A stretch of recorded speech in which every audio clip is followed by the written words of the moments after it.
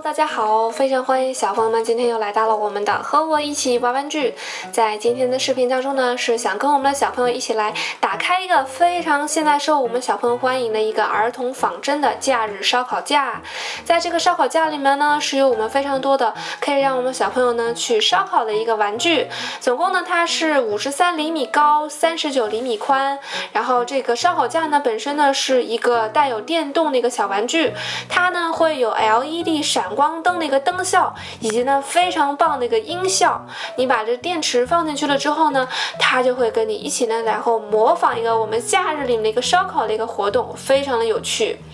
在这个视频当中呢，是想先跟我们的小朋友呢做出一个拆箱的一个展示。打开我们的箱子，看一下我们的这个玩具组当中呢是有什么样的一些小的玩具在里面。比如说这里呢是一个大的一个烤盘，是我们烤箱架的下面一个底架，就可以在我们的烤盘当中呢放上非常多的一个炭。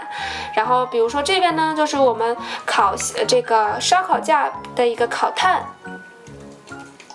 还有我们的一个打火机。这个呢，应该是我们这个叫什么烧烤架的一个三个角，哇，还有各种各样的一个烧烤的一个烤肉，有我们的牛排、大虾、羊排、肉排、香葱，还有我们那个小的一个洋葱，真的是特别的好玩。洋葱甚至还可以把它切开来的，不知道小朋友有没有发现？这边呢是我们这个烧烤架，还有两个特别大的一个轮子，你可以呢把它推到一个草坪上，然后去和你的别的小朋友呢一起来去烧烤。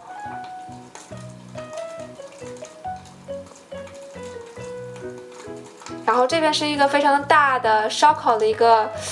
应该是什么呢？上面是有一个夹子，然后还有一个套装，里面是可以插上各种各样的一个放我们的，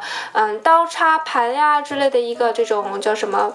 一个工具架，或者是一个专门放工具的一个地方。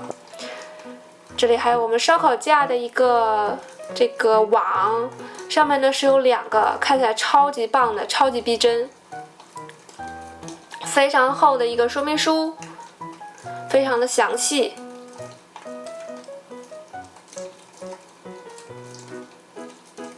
这边呢是我们烧烤架的一个盖子，